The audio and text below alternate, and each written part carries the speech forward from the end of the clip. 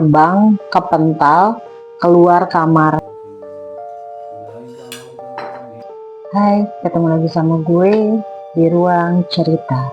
Kali ini gue mau cerita tentang rumah mertua gue. Sebenarnya nggak ada yang aneh, rumah di tengah kota, di tengah perkomplakan. Terlihat biasa aja, nggak ada yang aneh. Namun ternyata banyak misteri di dalamnya. Ada yang udah pernah nonton video gue yang ini belum?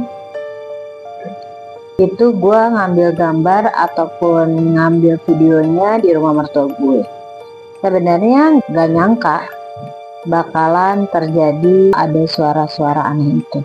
Tapi emang sebenarnya sering banget kejadian hal-hal aneh yang dialami gue ataupun orang-orang rumah di sana.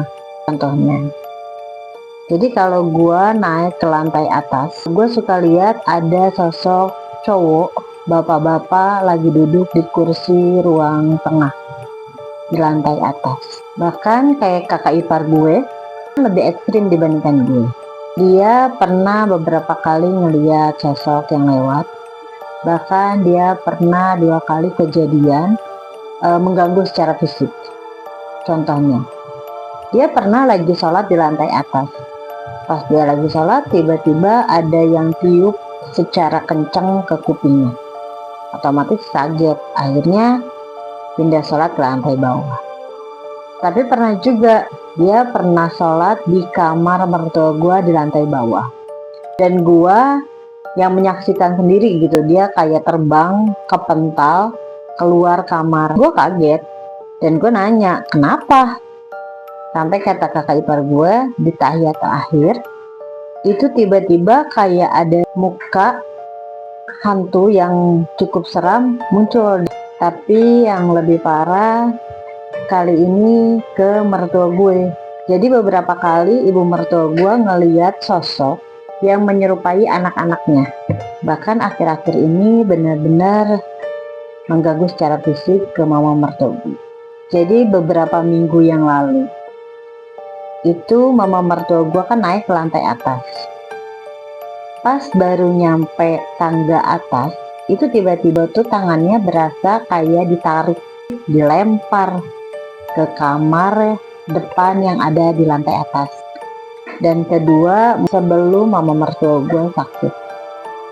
Mama mertua gue tuh lagi tidur di kamarnya. Tiba-tiba sekitar jam 3 atau setengah 4 subuh, dia kayak melihat sosok binatang itu seperti binatang panther. Dan dia awalnya cuma muter-muter di atas lemari. Setelah itu dia loncat di mukanya mama mertua gue. Dan anehnya itu sampai keningnya mama mertua gue itu berdarah. Karena banyak kejadian yang udah terjadi, kita diskusi. Sampai akhirnya kita memutuskan untuk ruqyah rumah. Setelah dilihat rumahnya dari lantai atas, lantai bawah, kamar dan yang lainnya, ternyata rumah mertua gue itu ada tali alas. Jadi tali alas itu bisa dibilang jalurnya para makhluk gaib itu berlalu lalang ke alam mereka. Atau bisa dibilang ada pintu dunia lain atau dimensi lain di dalam rumah mertua gue. Sebelum adanya rumah mertua gue, itu tali alas itu emang sudah ada. Sekarang solusinya sebenarnya nggak ada, karena ya mau gimana pun kita harus tetap berdampingan.